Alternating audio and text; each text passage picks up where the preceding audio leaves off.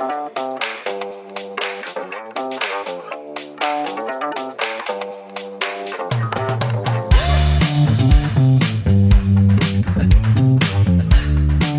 there, everyone, and welcome to the Know, Grow, Go podcast. I'm Matt Jordan. I'm the senior pastor here at First Methodist Church Enterprise, and I'm so thankful that you have joined us to watch this podcast and continue to support. Make sure that you're sharing these with people that you know that may find it interesting. Make sure you're commenting and interacting, even commenting things of what you would like for us to see on the podcast or to do on the podcast. We'd love to get your feedback on that. Today, I look a little different than my normal senior pastor wear, and the reason for that, I've been helping the sheriff's office with a few things today, but made sure to get up here in time to do our podcast and get things ready. But today we got a special guest who we've been trying to get on the podcast for some time now, a dear friend of mine and a member of our church, Mr. John Heath. Thank you for having me. I'm blessed to be here, Matt. Yes, sir. Yes, sir. Well, we're blessed for it. So, John, tell us a little about yourself, whatever you want to share about your life and just to get to know you. Well, I'm a native of Enterprise here. I actually grew up going to Hillcrest Baptist and played football here in high school, ended up signing a scholarship. I was blessed to be able to play football at Troy and got both of my degrees for free at Troy. The Lord blessed me with that and met my ex-wife and the mother of my two girls there in Troy. Went straight from Troy with my accounting degree and master's to a job in Atlanta and spent about almost 11 and a half years there in Atlanta. And I was blessed to come home to Enterprise, to Carr, Riggs & Ingram about 20 years ago. I just passed my 20th anniversary back home and working for the firm. And I would say I'm very, very blessed, no longer married to my previous wife, but just recently remarried. I think the love of my life, very excited about that, and have two sons through that marriage, and very excited. My walk, if you want to just briefly, I was baptized as a young teen, or maybe even a preteen. I guess we call it preteen now, 12, 13 years old. And felt like I had a pretty good walk with Christ at that point, but really strayed in college and let my walk. I tell people that I walked away from the Lord and walked with the Lord and walked away from the Lord several times, and took a really long hiatus, I feel, from my walk in college, and probably my first child's birth really got us back into a semblance of we were going to North Point under Andy Stanley up there, and really felt connected to him. And when we moved home, we had a mission to get to a church, and we landed here, not at my home church, as when I grew up. And I think my grandmother was very instrumental in starting Hillcrest, and my mom and dad still go there, but ended up here at the Methodist Church, partially due to the great Palm Stay Out program that we have, and but also just the warmth of the message, the warmth of the people here. And so that's sort of the generic high level. And I feel like even then, over probably a 12 or 15 year period, probably wasn't the best disciple that I could be. I feel like I probably lived with a face here and double-minded there, struggled with various things. I'd say struggle with idols like most people do. Probably my image was one. My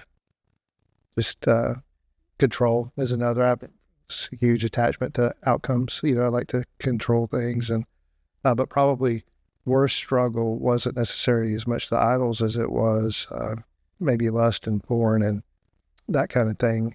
And so I lived a life with a face to the public and was living a different life behind the scenes. And that's a struggle that I'm very blessed that the Lord has helped me get through. There's been a lot of work to get through that kind of stuff, but now I feel like I've got, in the last, let's say 2 or 3 years, very, very close to the Lord, and worked really hard to make that a priority. So today, my walk is, wake up in the morning. I was telling Matt on the way up the stairs that I do a 5 to 9 that really starts at 4:45, but I do a 5 to 9, and it starts with spirit, then mind, then my body. And so I spend some time in devotion, and then I spend some time meditating, and then I spend time exercising, and then I get to work. And so that's sort of the makeup of, but it stemmed from having a base that I walked away from, and I've really come to find that there's nothing like a real close relationship, and it feels much more like what it did when I was a teen, when I felt very close to the Lord. He was always there, but I sort of ran away. Yeah. Well, and something that I've always have taught students about, and adults and pastoral counseling and things of that nature is the work to put in and remaining faithful.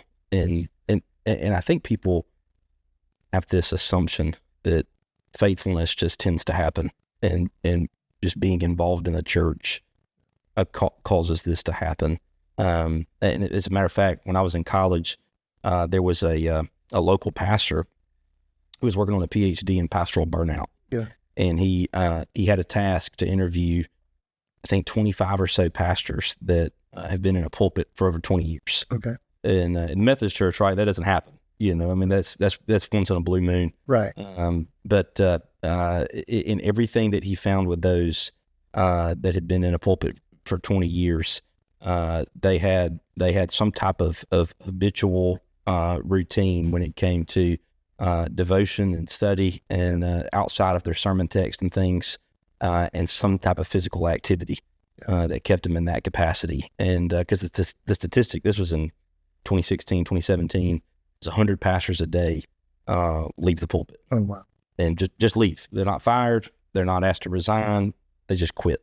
Yeah. And when you think about that as someone who's to be the spiritual leader of a church and be this person that's called by the Lord, even in that capacity, those things don't happen. They don't just happen. It takes intentionality. And you had said something that I think was really important, where you said remaining faithful, and you said I've worked really hard to keep in this walk with the Lord. How is that experience for you of being really intentional changed in comparison to maybe that other season that you had mentioned of a hiatus? I think it's a great question. I think I probably fell into the category that you were describing, when it's like, well, doesn't it just transform you, and doesn't it just change you? And it can, but that's not been my story. I've seen it within I go to a couple of different men's groups, and I hear stories of where that's just that revelation kind of moment happened for somebody. But just as many of the people in those groups, it's more like me, which is, no, it takes that discipline. And I've always been relatively disciplined in the rest of my life. I've been very disciplined with athletics or working out, or I'd say dieting, but probably know that's not true. I've been to barbecue Haven time I've been better the last couple of months, but and it's paid off. It's the same paid off. The work pays off, but a lot of times we think discipline may be a punishment, but discipline is actually freedom. And so that intentional discipline. I don't want to miss my time. I don't want to miss my time with the Lord. I don't want to miss my time investing back so that I can learn more, so I can do more, so I can help more, so I can serve more.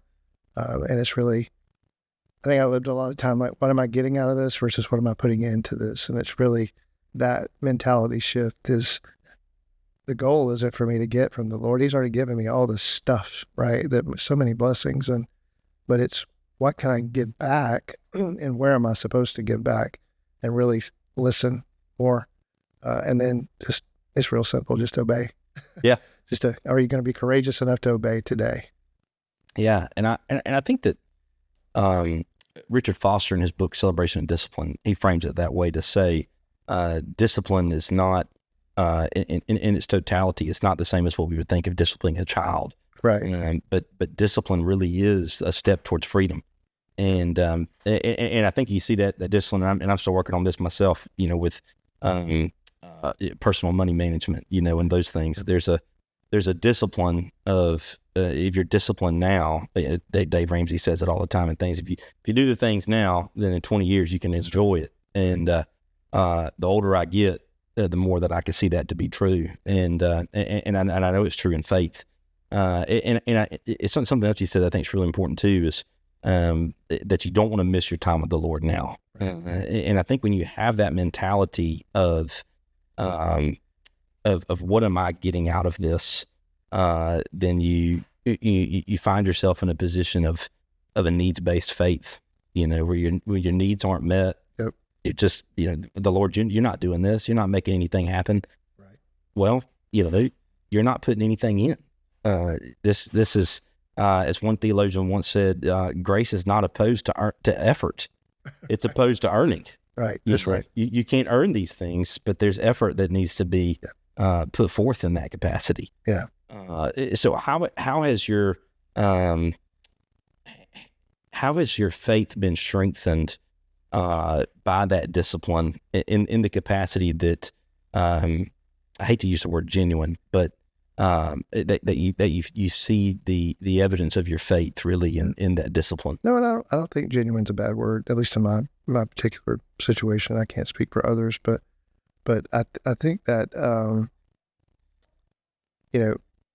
it's helped me perceive things differently, and it has brought a contentment to me that I just didn't have, and it was because I was searching for an outcome, or I was searching for control to get to that outcome, whichever it might be, and not searching for the Lord. It was I was searching for the Lord's hand, and now I'm searching for the Lord's heart. Mm. And so instead of what can He give to me, hand me, share with me, it's what can I do for you, and how can I get close to you so I understand what you want me to do for you. And I think it's just that it's a transformation of what I want isn't what I want. Yeah. It's what is it that He wants, and that's brought it's the weirdest contentment. It feels almost like absence in a way, because I've lived such a driven. You mentioned, discipline and bringing about outcomes. And so I've done the financial, I've done the whatever, but there was always a goal at the end. And that goal has been this desired outcome. And now it's more, I don't know what the outcome is going to be, but I'm peaceful, because as I look back over life, I can just see these. In hindsight, it's rare that I see these revelation moments in the midst of the moment. I think I might have had one of those in my life. But when I sit back and reflect and say, I never would have told you I was going to be a CPA. I wanted to be a pro football player. Yeah. That wasn't in the cards for me. And I blew my knee out, so that didn't help. But it got me to doing these other things. And when I just watched, I could look at so many specific points in my life and say, the Lord put me, it might have been a good thing, and it might have been a hurtful thing. It physically, even blowing my knee out that was painful, but it put me in a position to where the path that I'm on is exactly where He wanted me to be. And so now I can sit back and say, well, He's done it all these other times. So I get to just trust. I just trust. And I think then it becomes, all right, am I going to be courageous? Yeah. And am I going to be courageous in my faith to say, just be patient, be content, whatever that is, and not let my circumstances blow me about, not let my, am I Peter stepping out of the boat? Am I looking at Jesus and staying above the water, or do I look at the water and sink, right? Are the circumstances around me going to be that thing that gets my attention, or is my faith and my walk going to be the thing that just carries me through whatever that storm is? And it's been the last couple of years where it's just totally become more about contentment in all things. And it's not easy, because sometimes I want to do what I had always done, which is grab it, right, and control it and wrestle it to the ground, or grab it, control it, and run it down. But I'm very blessed that He's given me this peace and this contentment. And that's all I really believe directly related to investing time with him and not really looking for an outcome. Just, I want to be close to you and make that my objective. Yeah. And I tell you, to me, that is some of the boldest faith in the capacity of seeking contentment in Christ, because oftentimes when we look at our faith, even in the way that we communicate the gospel, right? Why do you need to believe in the good news of Jesus? Well, you're a sinner, and there's a consequence of hell, and you need to give your life to Christ so that you can be saved. Right. And generally, we leave it at that until they make that commitment. Then we tell them about all the disciplined parts of living this life.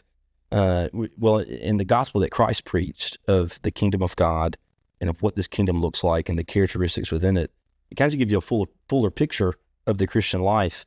And I think it gives folks a truly a healthier way of viewing their faith, to see, well, my faith isn't just this singular moment of salvation for my life, but my faith is in this capacity of living faithfully for the Lord and being people of godly character and holiness and those things. And to still two of Bill Carr's 3 points in his speech to the graduating class at Troy. Be people of integrity and be bold, and in those capacities, when you think about the depths of your faith, if there's not a discipline to those things, then addiction can take over your life, and things can take over your life that you never would have imagined. It starts small and just builds and grows, and then you realize, I don't even know who or what I am. Yeah. And the grace of Christ and the faith that He gives us can bring us back to that ground zero, to start over again. But I think about, and you said this about being outcome driven. One of my favorite leadership guys is Simon Sinek, and I guess because he's so philosophical and people driven. But two of the things that he talks about that I think are always so impactful, even to faith. One of those is just the whole concept of his book, Start With Why. Yeah. In business, we all look at the outcomes. We look at how we can get more profit margins and these things. But why do we do this? And that why drives the tenacity of the people to not just work harder, but to work better. And he tells a story during the recession where everybody's laying people off, and this guy's company is in fear that everybody's going to lose their jobs. Yeah. Right. And they say, no, we're not going to lose anybody. We're not going to fire anybody. And they even made it a policy after the recession that if people's numbers aren't where they need to be, we're not going to them. We're going to their manager. How are you caring for your people? Are you giving them the right resources? Trying to eliminate that position of fear that if they're not meeting the outcomes, right, that they're going to be terminated when they may not have the full information. They may not have what's needed there, and really try to make a team atmosphere and not just say, hey, we're a team. We've had a great week. Right. Here's a pizza party, and really make a good relationship with people. Yeah. And I think in the church, when we consider our faith, it's in that same capacity, that genuine faith where we're seeking the heart of the Lord and not the hand, as you said, we can experience that grace more fully. Yeah. To understand that Christ never leaves us nor forsakes us. Right. And even in moments when we may be like the prodigal son who was left all the good things the Lord has given us, yeah, that He still slaughters the fattened calf when we come home. Yeah. That there's still a love there that is beyond our grasp, yeah, and a love that is given to us that's not earned, and that's a different type of love. Right. And I didn't, my parents always told me that they loved me and all those things. Until I became a parent, it didn't make sense. Exactly. I'll never forget, I backed into a pole at a gas station one time and came home. I was picking up the family pizza. It's Arab, Alabama. We get our pizza from the gas station. And I thought my dad was going to be so mad. And my truck it became the work truck between the time he got a new truck and I started driving. And he just came out and he just made a joke. He said, I don't know which one it is. Is this did or this did? And I thought they were going to be so upset and disappointed, and it's not that way. And as a parent, I see that now too, just in the way that I love my boys. I mean, they could, there's definitely times where especially as toddlers, communicating like that's thumbs down, Right. you don't need to do that. Exactly. But I still just love them so much. I mean, I hate to say they could do anything in the world, but they probably could, and I would still, defend them. You will. Yeah. I would mind as well. Yeah. Absolutely. And I think that love of the Father is as we're created in His image. I think we have that within us. Yeah. But we convince ourselves, and I think part of this is the American side of us, and I think for some people, we're wired to be outcome driven, and that makes us work hard, that makes us intentional in what we do. It makes us diligent in a lot of capacities. But when it comes to the things of faith, to say, this is yours. Yeah. You've not earned this. You don't have to earn back pay or whatever you need to do to get this. This is yours. Yeah. And you can live in the freedom of that capacity. That's a hard thing to grasp and ration in reality for some of us who think, well, if I didn't earn that dollar, then that dollar's not mine. Right. Or there's something you expect in return. Right. When what the Lord expects in return is for us to walk humbly with Him. Right. And to be obedient. Well, I think it comes down, if you look at Atomic Habits, right, it talks about 3 types of change. Really, one where you are looking at goals, outcomes, and that can be somewhat helpful. Have a goal out there. Another level is where you put the system in place to get to that objective, and that's a better level. And then the third level is, who do you believe yourself to be, right? And so if I approach this as I want to read my Bible every day, I might be successful. If I approach it with okay, now I'm going to put a tickler in my calendar, and every day for me 4:45 I'm going to get up and start with that devotion time, I'll be more successful. But where I'm going to be the most successful is when I say I'm a believer and follower of Jesus Christ, because that's who I believe myself to be. And so, we really should start with the why. Yeah. It's because I'm loved by the Lord. Let that become who I believe I am. I'm a son of God, or I'm a daughter of God, the Most High God. Jesus is my Savior. And let that behavior be driven because of my belief in who I truly am. I'm owned by Him, and I'm beloved by Him, and I'm adored by Him, and I'm made righteous by Him. And what would you do? What would you do differently? Because you could compare that to a football team. Every football team in America wants to win. Mm-hmm. And every football team in America has got a process.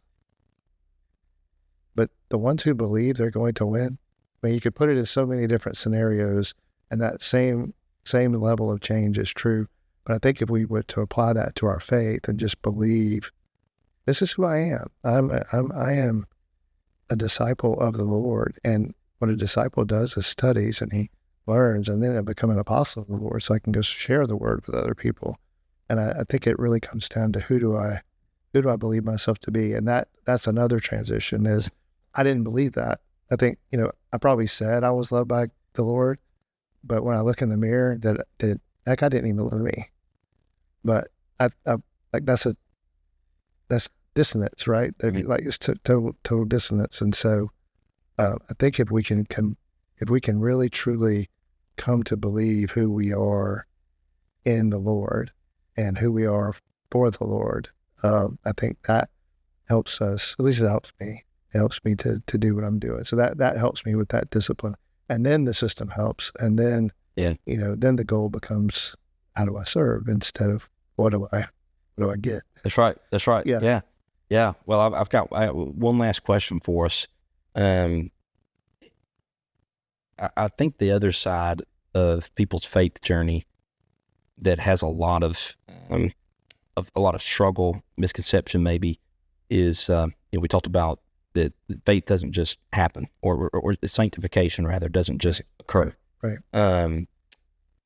How did you, in that hiatus and time of working these things out, how did you keep that passion to continue to want to pursue the Lord? And maybe a better way to say it is how did you not give up? Well, honestly, I would say I did in lots of ways. I wasn't coming to church for a long time. For a long time, I didn't attend church, and so there was no practice. I would pray every now and then, but it was probably me. Can I get a great test? Can I have a great game? Can I, it was all very myopic and inwardly focused instead of where it should have been. And then, like I said, I got back here to Enterprise, and I just don't think I had a genuine walk. And so in my mind, that's the time, for probably 25 or 30 years, so a very long period of time. I don't feel like my walk was genuine. And so in my mind, as I look at it today, I did give up. But, and I don't know exactly what it was. I couldn't put my finger on it today about what it was that sparked the desire to get right. But something happened, and some of it was probably interrelational stuff with my fiance, now wife, that made me say, this is just not who I want to be, and I know a better way. I just need to go do that better way and dedicate myself to that better way. And I say I couldn't tell you the date. I could tell you the exact date. It was May 11th. Years were a little bit off, but on May 11th, I decided that I don't want to live like this anymore. And so I would love to tell you that I had this really long endurance. Yeah. But I really didn't. And but I did have a day where I decided this is the way I'm living today. Is I don't want to live that life anymore. I want to live a different life. And it gradually, I just started moving back into more discipline and more focused time, and truly seeking Him for Him and not Him for me. Yeah. I think John Wesley would call that an Aldersgate moment, where he was a pastor, had a life of faith, and it was a moment after he spent some time with some Moravians, and then finds himself at Aldersgate, that he finds his heart strangely warmed, and considers that the moment of his salvation. And in our theology as Methodists, we would say it's that justifying grace, that we're aware of our sinfulness and aware of who we are and who we need to be by the Spirit awakening us to those things. And I think the Spirit's involved in every bit of that. And He's involved in you being here, and despite our best efforts to make this happen in the fall, He's involved in you being here this time. It's the right day, right? That's right. So His flow is exactly what we're supposed to do. Yeah, that's it. That's exactly right. Well, John, thank you for committing to this. I know you're a busy man. My pleasure. My pleasure. Thank you for having me. I'm grateful to share my story, and hopefully it will help someone with theirs. Yeah, I think it will. I really do. Friends, thank you for joining us for the No Grow Go podcast. I'm Matt Jordan, and I just want to say again, we just appreciate you so much for watching and being involved. Make sure to share this, comment, like it, click the notification bell so you know when we have other videos that come up, and we will see you on Sunday morning, friends. We look forward to a great Lenten season as a church as we journey to that Easter morning. Have a great week, friends. We'll see you soon.